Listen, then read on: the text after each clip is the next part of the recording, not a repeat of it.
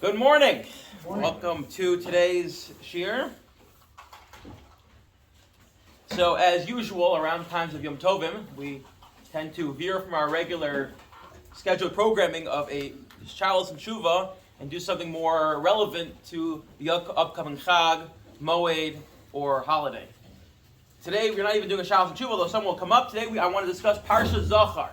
This coming Shabbos, as we noted, we're reading Parshat Zachor, and I want to discuss a little about it. I want to figure out why exactly are we reading it, what is the point of reading it, and through that explore various halachos when it comes to Parshat Zachor, such as who's obligated, and how exactly one fulfills their obligation. Again, Marmakobos are found on the Bima.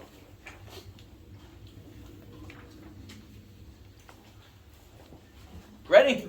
Okay. So the Gemara Megillah says as follows.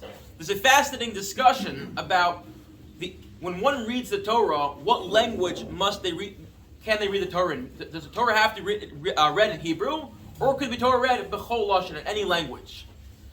That's what the Gemara wants to know. And says Tosfos, I don't understand. Like, who cares what language? You can sit next to me. We can share the coffee. Who cares what language you read the Torah in? Like, what's l'may nafkamina? What's the difference? And Tosfos says it's not like any of the reading of the Torah is biblically mandated, except for Parshat Zachor. The first Rabbi Tosfos says, other than Parshat Zachor, reading the Torah from the Tzibor is seemingly never biblically mandated. And that's the first source we have that there's actually a biblical injunction, a biblical obligation to read Parshat Zachor. I wasn't going to quote this, but then this morning, the kids woke up early, so I found an interesting source which is actually relevant to those doing the Mishnah Yomi.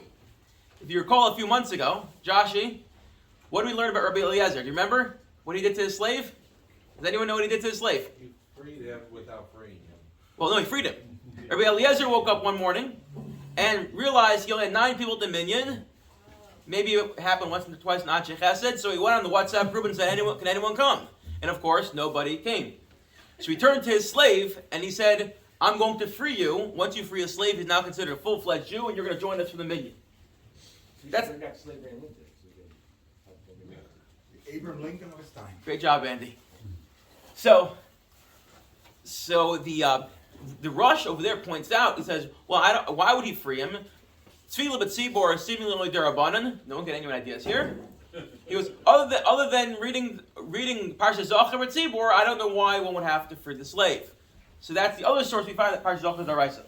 So again, there's seemingly a daraisa to read Parshat Zachor, but we have to explore what exactly is it, why is it. Before we even do that, what is Parshat Zachor? What is Parshat Zachor? Does anyone know which sefer the Torah comes from? Other than Jonathan? Kizetzei, which is found where? But which is it? Bereshis Shemos? Devarim. It's in Devarim, correct. Zochos asher asu l'cha Amalek v'derech l'tzeis Mitzrayim. We should say, remember what the Jewish people, what the Amalek did to us as we left Mitzrayim. Asher karcha b'derech v'yizaniv kos kol ha'nechalim achar v'at ha'oyav v'yagev v'lo yireh Elokim. So again, they came, they attacked us, and we remember this, and then we say, Timcha es zecher or zecher Amalek mitachas hashemayim lo tishkach. And we end off reading about what they did to us, this terrible thing, which we'll explore a little more soon, and we say, Timcha es zecher Amalek, eradicate the memory of Amalek. Interestingly, as we know, just a few weeks ago, we read the actual Torah, the actual story, what happened in the Torah.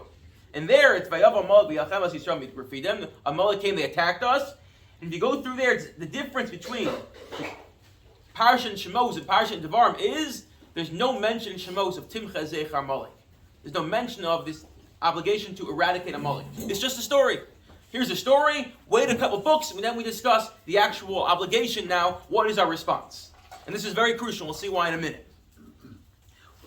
If you turn to the next page, there's the Rambam. The Rambam says in Sefer HaMitzvos, as we discussed before, the Rambam wrote a Sefer HaMitzvos detailing each and every mitzvah, the 613 mitzvos. What are they? Comes on the Rambam and goes, I'll tell you. And he goes to each and every one of the mitzvos. Says in, again, page number 2, we have an obligation to remember what Amalek did to us. Notice, he doesn't give a time. He just says we have an obligation to remember it.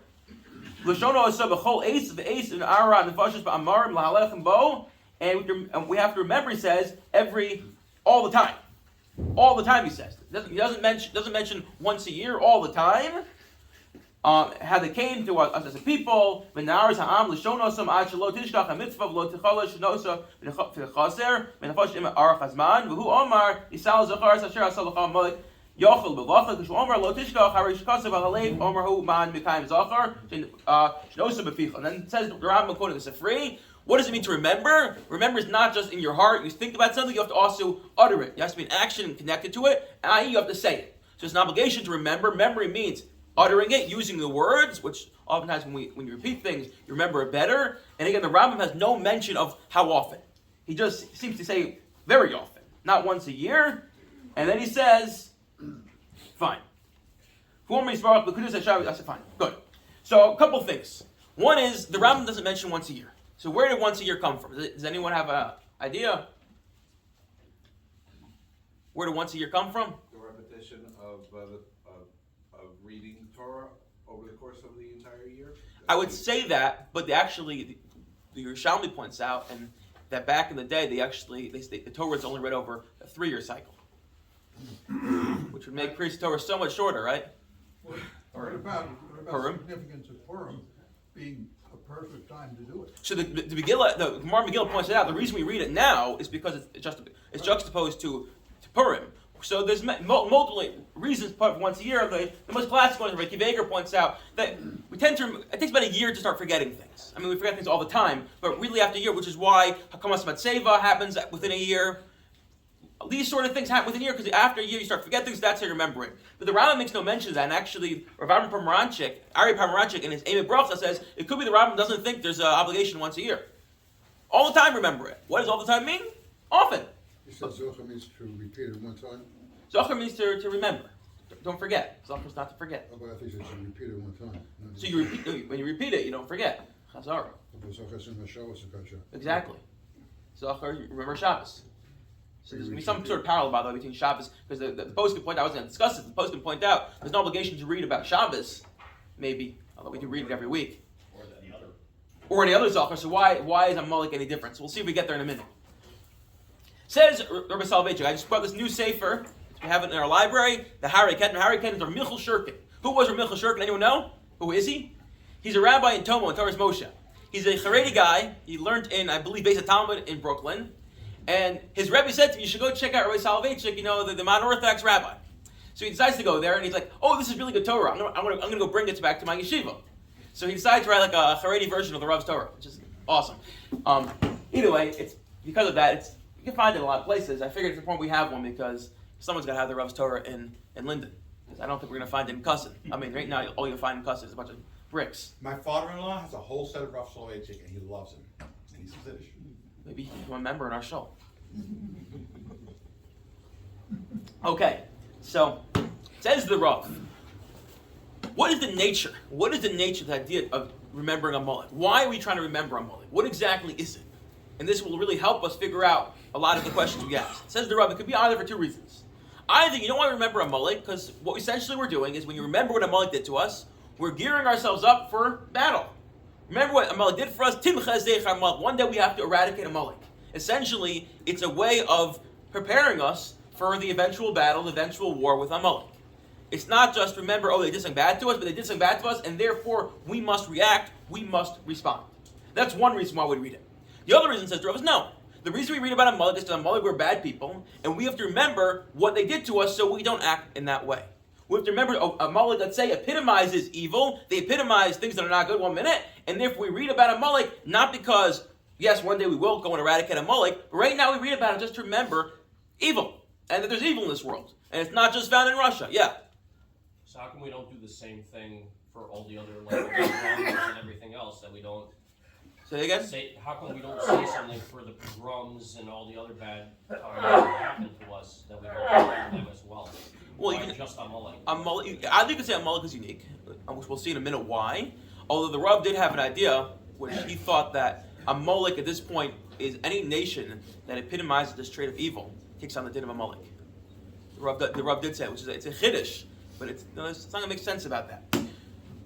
If you turn back, I'm sorry this is out of order, I thought this might actually fit very well. According to the second idea, it's just about remembering evil and teaching us a lesson Look at Devarim 24. Devarim 24. It's actually 25, I believe. But this is the Torah. Right before we read about Timcha Zechar Amalek, what do we read about? Look, the last of the Mar Makom is on the page. Anyone want to read it? Jonathan? Sure. Lo yelecha b'tzisacha even va'aven gedolah u'ktana. Shall not have in your pouch alternate weights, larger and smaller. Lo yelecha b'veisacha efa ve'efa gedolah u'ktana. You shall not have in your house alternate measures, the larger and the smaller. Even shlema v'tzedek yelach, efa shlema v'tzedek yelach, l'man yarvich b'yomecha al ha'adamah asher Adonai Elohecha nosim lach. So the immediate parsha preceding, reading about this injunction to eradicate evil in this world, is all about honesty, about not having dishonest weights in your house.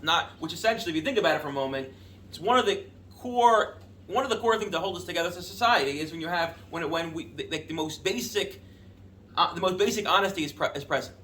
Imagine if every time you went to the store you had to be concerned that it's like the gas station on the corner here. No, where the weights might be off. There's that's an evil that really, and you're stealing, especially often for people who can't afford more. These little things make a big difference. Perhaps the reason why we juxtapose these two parashos is to tell us that it's not just Amalek many years ago remember evil, but also we should eradicate this sort of evil within each and every one of our hearts. So that's what the Rav is saying. There's two approaches. Either we remember Amalek because they did something terrible to us, and one day we have to go Timcha Zechar Amalek, or no. It's not as much about the battle. Yes, that's a separate mitzvah. This is a unique mitzvah of Zecher, the evil that they did. And what's going to be a nafkaminas? Let's explore a couple of nafkaminas, which are going to help really understand and get to the heart of what exactly this mitzvah is. The Sefer Chinuch, another one of the great works counting all the different mitzvahs, says as follows. Remember what Amalek did to us. So the Sefer Chinuch was a work where he went through all 613 mitzvahs, and he gives the very basic, this is what the mitzvah is, this is why Hashem gave it, giving his interpretation, although often he knows that it could be more speculative, because ultimately you don't know the divine will, and then saying, and these mitzvahs apply to men, to women, to everyone, fine. If you remember what Amalek did to Yisrael, he says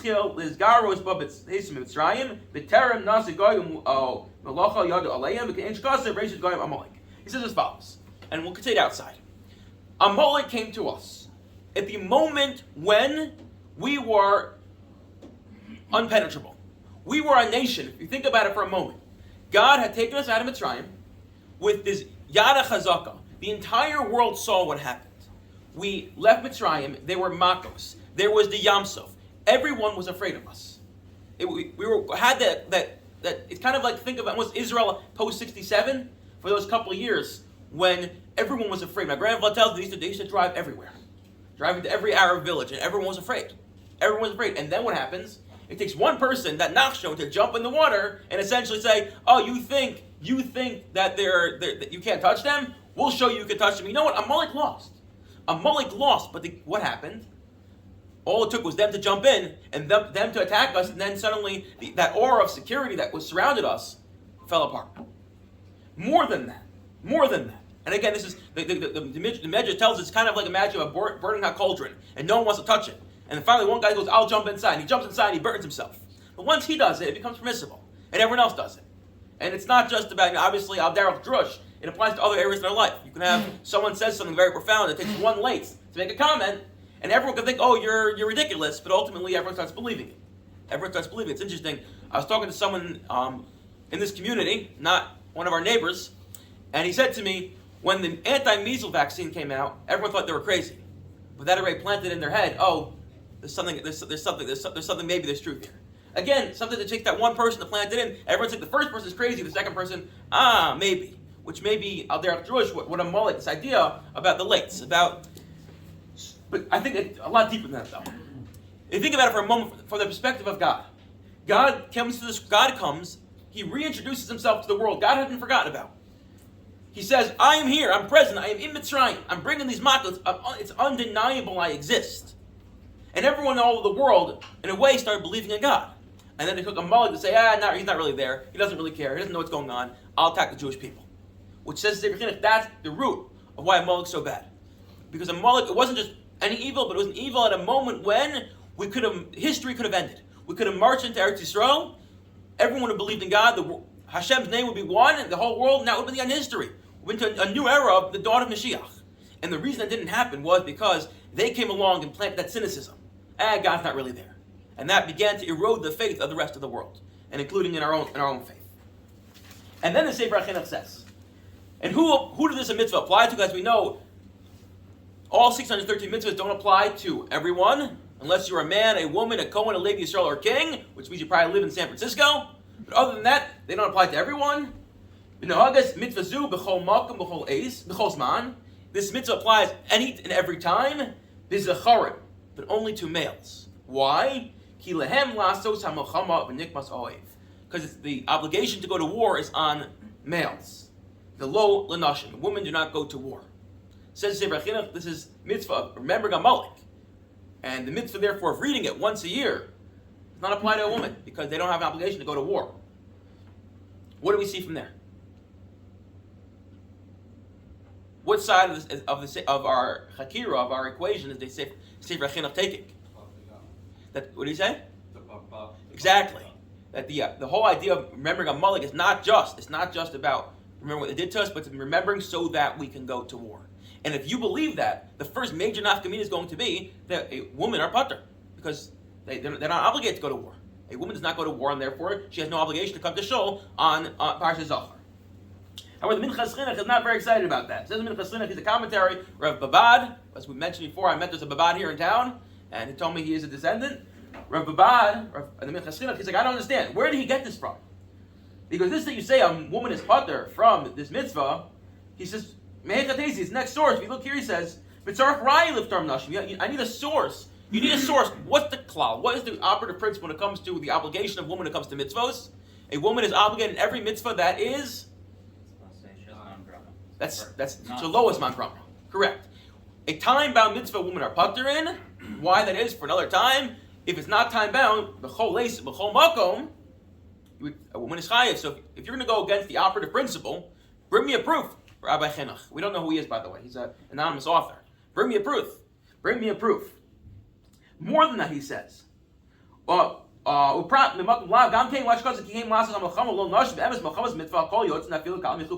Sota tells us a mechemes mitzvah. When Israel's under attack, it's not just because we want to expand our boundaries. Everyone is obligated to go, even a kala from the chuppah. Everyone goes. So if that's true, what greater mechemes mitzvah is there? What greater war that's a mitzvah than destroying the Amalek? And therefore he says, I don't know where you came from. A woman is chayiv. A woman is chayiv. Good. So right now what we have so far is the Chinuch thinks women are pater because they're not obligated to go to the war. Says the Sefer Chinuch, no. One minute. Maybe you're right. The whole idea of remembering Amalek is for war, but a woman would be chayiv in this war. And lastly, he says, and either way, he says who it's all about the war. Maybe it's just about remembering what they did to us. So he plays both ends here. Either it's about the war, but a woman's chayiv, and even if it's not about a war, but a woman will be chayiv because it's not about a war. Exactly, that's exactly the point. I mean, if it's about the war, so she's chayiv because a woman is chayiv in a war against Amalek. If it's not about the war, she's chayiv because it's not a mitzvah she's man grandma. And therefore, says Sefer HaChinuch, however you cut it, a woman's chayiv, and therefore the women have to come to shul on Shabbos Parshat Zachor. And says the Minchas Yitzchak, he says as follows. He says, "Leinin kriyas Parshat Zachor no ba'ashna shekarnu nashim achat tzarayim kodem mincha." He says the Minchas Yitzchak, and that's exactly what happened. Where I come from, before mincha, they do a second reading, and all the women would come because they also didn't have groups because no one wanted to work back then, and therefore the women couldn't come to shul in the morning, so they come in the afternoon, and because that's what it was. That's what it was. Women came. That's always been the minhag, says the Minchas Yitzchak. He doesn't say it's the halacha, by the way. So that's our first nafkamina. Our first nafkamina is going to be if it's about war, so a woman is pater. If it's not about war, a woman would be chayiv. Second nafkamina is as follows. Look at the Magen Avraham. He says the olam, the world, he says, is not noeg. In his time, people did not especially come to shul. I mean, of course, everyone always came to shul. The Jewish people always come to shul. They come on time. They don't talk during chazars or shots. We know how it works. It happened to be there was one epoch in history. Time of the Magen Avraham, for a couple of days, people didn't come to shul. He wanted to know why. And he says as follows: why are people not coming to shul for Parshat Zachor? It seems like the Raisa. Don't we know Tosfos? Don't we know the Rush? And he says as follows: Nearly Yashiv Minhag Ha'olam, because I want to be Miyashiv, I want to explain why people don't come to Shul. I'm going to give a heter. Why? Is it right anywhere in the Torah you have to read on Shabbos preceding Purim? No, as Stan said, we have to do it because it's a good time to do it. We're reading all about Amalek, Haman, etc. The reason I did this week is because this is the week. It's before Purim. People are going to be in the basic Knesset. There's, as again, the Gemara Megillah says, it's a good time. We're talking about Amalek already. The Samach of Purim, they listen to Ma'isa Amalek and Ma'isa Haman. Which causes Halavush. In Cain, because Shema the Purim, Parshat Zachor Amalek, Nami Zocher Ma'isa Amalek V'Yotzei Yidei Chavasa. And therefore he says as follows. You know why people don't come? I don't know why. But at the end of the day, it's only Chazal or It's not the Raisa. The Raisa was not to read it this week. Chazal said Torah says read it. Chazal say it's a good time to read it nowadays. But you know what? Everyone is going to come on Purim. Everyone wants to come on Purim. They have to come on Purim. It's when they get out their anger of the year during that Haman. I assume the Bakar never likes that. But everyone comes on Purim, right? That's what we come to Shul. Once we're in Shul on Purim, what do we read Shachris on Purim? Vayava Amalek, the Parsha of Bishalach. Exactly. And therefore they mention Amalek. And all is good and well. Says the Magen Avraham, you don't need to come to Shul Parshat Zachor. Either way, because you're reading it on Purim, just come to Shul on Purim. Or, if that matters, come to Shul Parshat Bishalach. Right? Or Parshat Kisesei. However, we have a problem. Says the Mishnah Berurah. We don't have to read it inside. He's like, 1 minute. What do we point out? What's the discrepancy between the two parshas? Between Bishalach and Kisesei? Zachor, exactly. Parshas Bishalach never once mentions we have an obligation to go to war. Parshat Kisesei mentions that. Parshat Bishalach is just what they did to us. Which means what? The Magen Avraham seemingly thinks, why are we mentioning Amalek? If he thinks we could just read Parshat Bishalach and B'Yotzei, just read what they did to us, it's probably just because we're supposed to remember what they did to us so we learn a lesson for our life. Says the Mishnah Berurah, but that's not true. The reason we read about it is so we can prepare for battle. Vayav Amalek, Timcha Zecher Amalek. And if that's true, you can only be Yotzei Parshat Kisesei. And therefore coming on Purim itself is not going to help you. It's not going to help you. So nafkamina number 2 is if you think it's about war, so you have to dafka read Parshat Kisesei. Whereas if you think, no, it's just about remember what they did to us, so you can come on Purim morning, and you can skip Parshat Zachor. Don't get excited, you still come on Parshat Zachor. It's going to be exciting here. That is not Gemina number 2. Okay, turn the page. Finishing up here. Number 3 is the Karen Orah. The Karen Orah is Rav Karlin. He read a parish on the Gemara. He is a wonderful, we didn't say Haman yet. He's a very interesting parish. I Chavrus say, like, anytime you have a question in the Gemara, he always has it. So he says as follows. He wants to know, why is it? Why is this mitzvah of Zechir Amalek different than all the other Zechiros Amalek? As Daniel pointed out, we don't have this idea to read Zachor Shem Shabbos other times during the year. Why is this different? He says as follows. Because Rambam Zal, this is in again last page. Lo moda minya mitzvot el zechir diyom haShabbos v'zechir d'ma'isa Amalek v'lo be'ir dvar v'emas uzman zechir ma'isa Amalek. V'shosh amar da mitzvah l'zelcha b'chol yom v'yesh omer d'ikar mitzvah l'kros b'tzibur. L'da zeh yesh haven d'ma'ishna zechir zu mitzvah d'tzibur k'b'shar zechiros. Why is this different? V'tzarach lomer, the reason why remembering Amalek, which one has to do with tzibur in public, is different than, let's say, Shabbos. They came to K'mas HaZechir, K'mas Hashem, because it's coming to, again, go to battle. Who goes to battle? An individual, a tzibur. An individual does not go to battle. You will not win. Secret. That guy who stood in front of the tanks in China, it was a good picture for the world, but l'chora, you know what happened a minute later, right? When you need a tzibur to go to battle, and therefore the obligation to go to war against the Amalek is not on an individual. It's on the tzibur. It's on the congregation. It's on Klal Yisrael. What Rav Karlin is saying is a third nafkamina. Not just is it about woman or chayav or pater. Not just about which parsha to read, but also why are we reading the tzibur? L'chora, he thinks because the whole obligation is on the tzibur, because it's on all of us collectively to go to war. So if you think the whole idea of remembering it is just because we should learn from it, so then probably you can read it in private. But if you think it's about going to war, so it's about all of us reading it together because all of us have an obligation to collectively to go to war. And that's a third nafkamina. Yes, no, good. Questions, comments? Two more really quickly, and then we'll finish up. One is the Bahag doesn't count remembering a Malik as a mitzvah. Why not? Why would he count it as a mitzvah? We just mentioned it's a mitzvah. So some suggest, like we saw in the Rambam, some suggested in the Rambam because he doesn't think it's a mitzvah. But others say because he actually thinks it's part of the whole. If you think about it, if it's all about preparing for battle, one can make an argument. So what's the actual mitzvah? Going to battle. This is just machshirah. It's preparation. It's preparation. Maybe it's not its own mitzvah in its own right. It's part of the mitzvah going to battle. So it's counted within the. If you were to, again, this not means less lemaisa, but it's more of if you were to decide. One of you here decided to write 613 mitzvos. So if I asked you, is this a separate mitzvah? Say no. It's part of the mitzvah going to battle. And lastly, you can argue that how relevant or important is it to read the actual words? If it's about what they did to us, so maybe you have to read every single word. Whereas no, if it's about preparing for battle, as long as you touch on Timcha Zecher on Molech, so that's good enough. That's good enough. What was I going to say? Okay, fine. So let's finish up. What time is it? Second. Okay, we'll finish up here. Okay. So where does that leave us? Right? We asked, what's the nature of this? It's clearly seemingly daraisa. The question: are women chayav or women pater? So we said it depends on the Sefer Chinuch. It depends on the Mishnah Berurah seem to think it's about preparing for battle. So maybe you say they're pater. Well, what is the din? How do we paskin? The Minchas Yitzchak said the minig was to go. However, the Torah's Chesed, who's Rav Shner Zalman Frenken, who's a Chabad Chassid, he says as follows: Yesh lo hayir beikar hadavar. Madamashma, this that we say, but Shur Zadesh and Magen Avram, the Kriyas Parshat Zachor min Torah. Because I need to understand what is it that we say the Kriyas Parshat Zachor min Torah.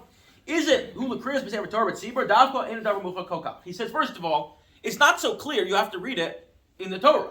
Maybe you can think it's daraisa, but says so you have to actually read it from the Torah.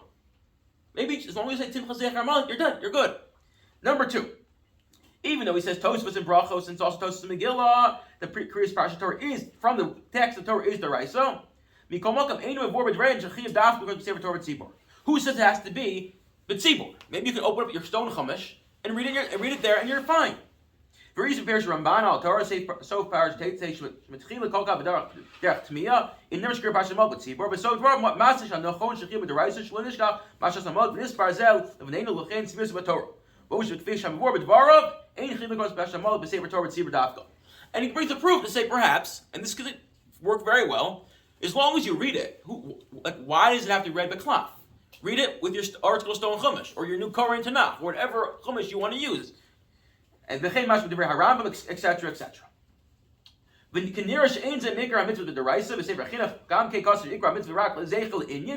the Sefer Chinuch, he never said read it. He said remember it. But he said the minhag is to read it once a year. And he said, "Open the Mikra Chim Deraisa ain't Tzarich Likros Parshat Zeb Sefer Torah Daf Yotzi Zechir Peh Ba'am." When you come to Chama Likros Parshat Zeb Sefer Torah B'Tzibur Pamach L'Shana. Fine, and then he keeps on going on and on about how l'chora you can probably get away with just reading it. And if you skip down now to the 4th to last line, the Ein Maharai LaHachmer Zed, and this time he's going to talk about women going to shul, they shouldn't be machmer to go. We'll talk about Chris Darshal Parshat Zachor. Why? Ki chomer das nikula. It's a chomer that become a kula. They want to be machmer and go to shul. It's going to become a kula. Why? Ein zaderach yasher klaus yovu hanashim el hanashim l'keisik neses hanashim lishma Chris Parshat Zachor Shabbos. You have women coming to shul. Who knows what's going to happen? They'll talk to a man. So I guess in our community, maybe it's not as relevant where women do come to shul. Chein el tal d'sefer Torah l'toch Hezros nashim l'shmin l'sham l'Chris Torah b'Shabbosu. Don't either take the Torah to the Hezros nashim achas shemikar din ein nashim chayiv l'shma l'Kriya. We don't want to take the Torah out gratuitously. We don't just take the Torah out. So, you have a simple solution, bring it to the women's section? No. Why are you bringing it out? He says, the minig shel Yisrael Torah, the minig is, we don't do it. So it's interesting. He's saying where he's from, the minig is, no one does it. Minig Yisrael Torah, which we discussed with Rav Haigon. Minchas Yitzchak's like, minig Yisrael, we do take it out. So it seems, again, it's machlokas and minhagim here. And he said, "Olam lo re'inam lo sheminu misha tzarach nashim l'shmo created the Torah tzibur Parshat Zachor." I never ever heard anyone who would read Parshat Zachor but tzibur. V'ashma also shmush shmal gadol echad shiyum tzarach mehudar shishma nashim Parshat Zachor shash karvus Torah Miuda im nemesh mosov af im yosbaru ki yadvarm das yichidiv ein levat alzeh minig Yisrael, etc., etc. He basically says, don't be over the minhag. Fine. Says Chacham Avadi Yosef. He's like, 1 minute. Women come to shul for shofar, they're not obligated on that, so that's a bad araya. You're concerned when women come to shul, like, that's never a concern before, so why are you making a concern now? And therefore he says, if the minhag where you're from is women come to shul, they should come to shul. If they don't come to shul, they're not obligated to come to shul. It happens to be the brother of the Binyan Sion, of Yaakov Etlinger. He was a fasting posek, he was a Rav Hirsch's Rebbe, or Shamshal Hirsch's Rebbe. His sefer is called the Binyan Sion, Building Sion, because his very first tshuva was, he was asked, can we bring karbanos bisman hazeh? Can we bring karbanos? If we can go on our bayis, we allowed to bring karbanos. Do you need a base of mikdash? He doesn't think you need a base of mikdash. He goes through various reasons why you may or may not need to bring. You can bring karbanos bisman hazeh. So he basically quoted from his brother a proof perhaps that woman we putter, and that's as follows: one is not allowed to just free their slave. Why did Rabbi Eliezer free his slave? Why did Rabbi Gamliel free his slave? He could have just gotten his wife. It must be, he says, the reason he freed his slave is because women are not chayiv.